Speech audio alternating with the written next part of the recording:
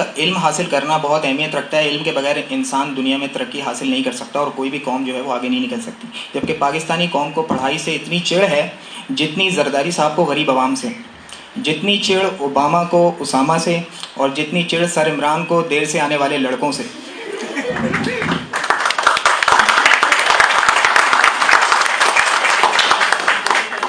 मेरी CGPA एक गिर्द ऐसे घूम रही है जैसे आशिक अपने महबूब के गिर्द, जैसे शुएब मलिक सानिया मिर्ज़ा के गिर्द, और जैसे गरीब अवाम यूटिलिटी स्टोर के गिर्द। अब तालीम के हसूल के लिए अब आप दूसरे यूनिवर्सिटीज़ में या तालीमी इदारों में देखेंगे तो लोगों को बैकअप किया जाता है, बढ़ाया जाता है, कॉन्फिडेंस दिया जाता है। जबकि आप सब की तरफ से कहूँगा, आप सब लोग जो है मेरा साथ दें, फर्स्ट ईयर से लेकर फाइनल ईयर तक हमारी सिर्फ बेइज्जती ही होती है।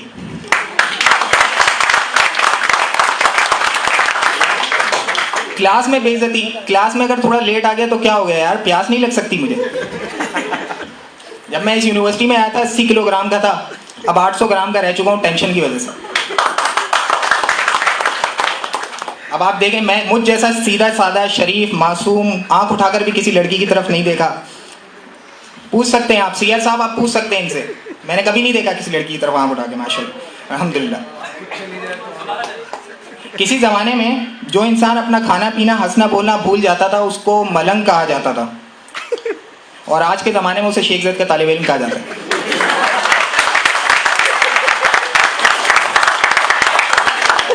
अच्छा, पिछले सेमेस्टर की बात करता हूँ।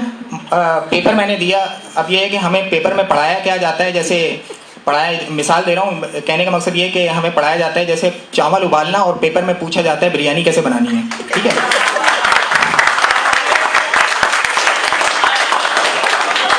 पिछले सेमेस्टर की बात करता हूँ। कुर्ता कैसे बनेगा अभी देखना।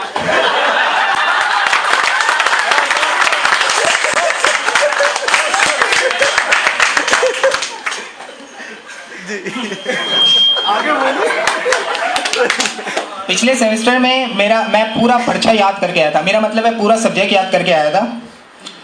तो मैंने देखा जैसे ही पर्चा मेरे हाथ में दिया गया तो दाएं वाले का होठ सफ़ेद और बाएं वाले का रंग नीला पड़ चुका था, और पेट में एक ऐसा मरोड़ जैसे पिछली रात को गोभी के पराठे खाए होते।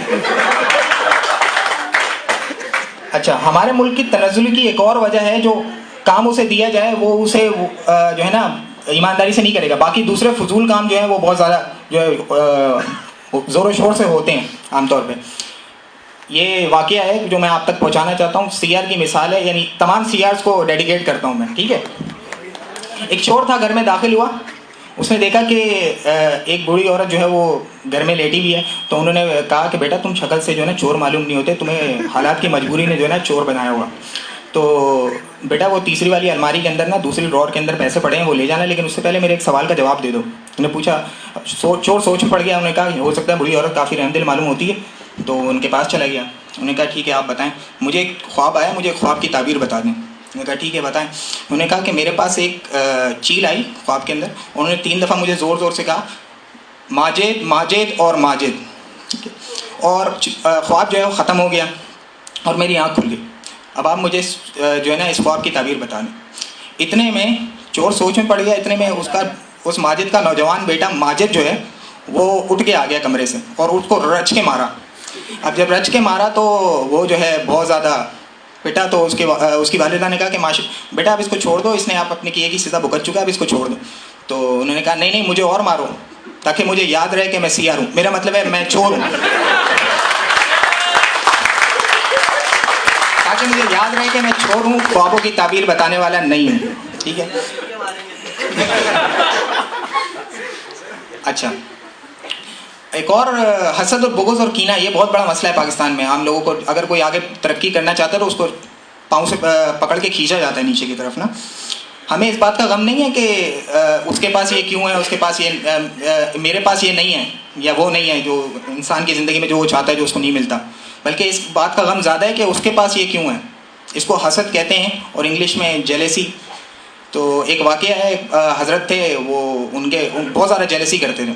उनके पास एक बंदा जिन आया, उन्होंने कहा मैं तुम्हारी 3 शराइत पूरी करूँगा लेकिन तुम्हारे सबसे बड़े दुश्मन को उससे डबल दूंगा, दुगना दूंगा। तो उसने कहा ठीक है। उसने कहा कि ऐसा करो, मुझे जो है ना इस दुनिया का सबसे अमीर तरीन आदमी बना दो। उन्होंने कहा ठीक है मैं तुम्हें दुनिया का अमीर तरीन आदमी बनाता हूँ। उस मालियत के मुताबिक डबल उसके दुश्मन को मिल गया। उसको बहुत गुस्सा आया लेकिन क्या कर सकता था, तो उसके बाद उसने कहा मुझे इस दुनिया का सबसे बड़ा महल दे दो, मेरी दूसरी ख्वाहिश है। मैंने कहा ठीक है। उनको दुनिया का दूसरा जो है ना सबसे बड़ा महल दे दिया गया। उसी महल के मुताबिक उस दुनिया का यानी उसके मुताबिक दुगना जो महल है उसके सबसे बड़े दुश्मन को दे दिया गया। अब तीसरा जो है ना चांस उसके पास था, तो उसका पाकिस्तानी दिमाग काम किया। उसने कहा कि मुझे इतना डराओ कि मैं आधा मौत के करीब चला जाऊँ। अच्छा, फर्स्ट ईयर और थर्ड ईयर का कंपैरिजन करना चाहूँगा। माशाल्लाह फर्स्ट ईयर हमारी आई है तो उसने वेबसाइट अपलोड करना भी सीख ली है और बनाना भी सीख ली।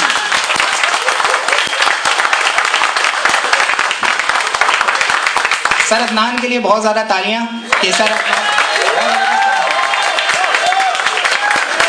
और तमाम असतज़ा कराम के लिए भी जो अपनी जिम्मेदारियां बड़ी खुश उसलूबी से निभा रहे हैं। मैम आपदा भी, सर उमर भी, सर इमरान भी और सर अमीन भी और सर रंग भी, तमाम असतज़ा कराम। और हम थर्ड ईयर वाले अभी तक एक दूसरे से ये सवाल कर रहे होते कि विंडोज़ 32 बिट को 2 दफ़ा इंस्टॉल करोगे कि तो 64 बिट हो जाएगा। तो हमें जवाब ये मिलता है हाँ वो विंडोज़ 7 से विंडोज़ 14 भी हो जाएगी। अच्छा, खैर नेपाल में ज़ल्ज़ला आया, हज़ारों लोग मर गए। हमें अफसोस है और हम उनके दुख में बराबर के शरीक हैं। लेकिन अल्लाह का शुक्र है पाकिस्तान में अज़ाब नहीं आता, उसकी रहमत और फजल है हमारे मुल्क के ऊपर। लेकिन जानते हैं क्यों? क्योंकि सारे तो फारिग हैं यहाँ पर ज़्यादातर। मेरा मतलब है कि एक बड़ी तादाद बेरोज़गारी की वजह से जो है ना उनको जॉब्स नहीं मिलती हैं और उसकी वजह से जो है ना बहुत ज़्यादा मसाइल तो वैसे ही हैं। तो खैर बात को आगे लेके चलते हैं। अल्लामा इकबाल ने एक शेर में कहा, उकाबी रूह जब बेदार होती है जवानों में, मंजिल नज़र आती है उनको आसमानों में। पाकिस्तान सख्त जद्दोजहद के बाद आज़ाद हुआ। हमारे बुज़ुर्गों ने बेइंतहा कुर्बानियाँ दी और एक आज़ाद पाकिस्तान का ख्वाब देखा।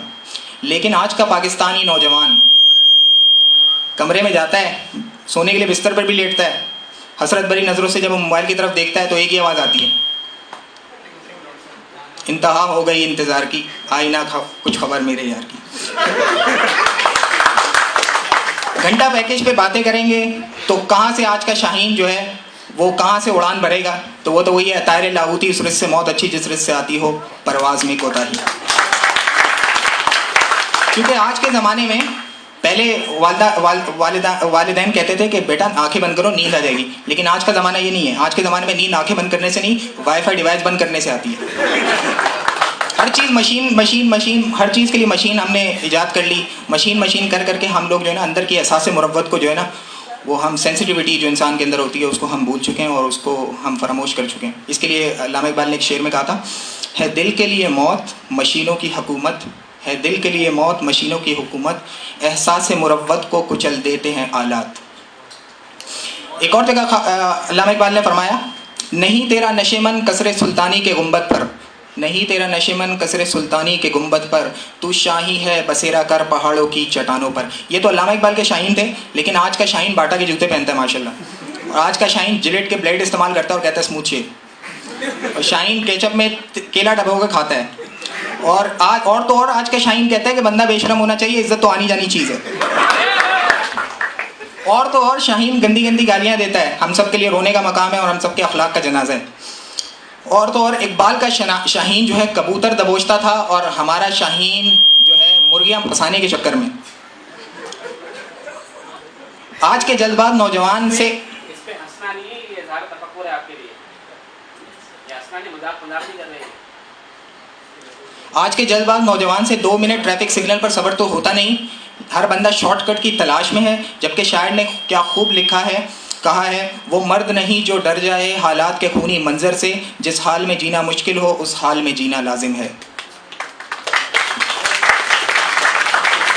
इस पाक सरजमीन को अल्लाह ने अपनी नेमतों से नवाजा है, लेकिन फिर भी हम बैरून मुल्क मुलाजमत और उनकी इमदाद के हसूल के लिए मर रहे हैं।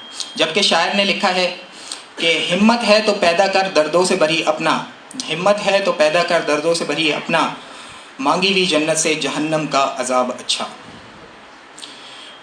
एक और जगह इस सीरियस नज़म है, वो मैं आप तक गोश गुजार करना चाहता हूँ, तवज्जो से सुनिएगा। क्या खूब लिखा है किसी ने, बख्श देता है खुदा उनको जिनकी किस्मत ख़राब होती है, मगर वो हरगिज़ नहीं बख्शे जाते जिनकी नीयत ख़राब होती है। न मेरा एक होगा न तेरा लाख होगा, न तारीफ़ तेरी होगी न मजाक मेरा होगा, गुरूर ना कर शाह शरीर का, मेरा भी खाक होगा तेरा भी खाक होगा। दिन भर ब्रांडेड ब्रांडेड करने वालों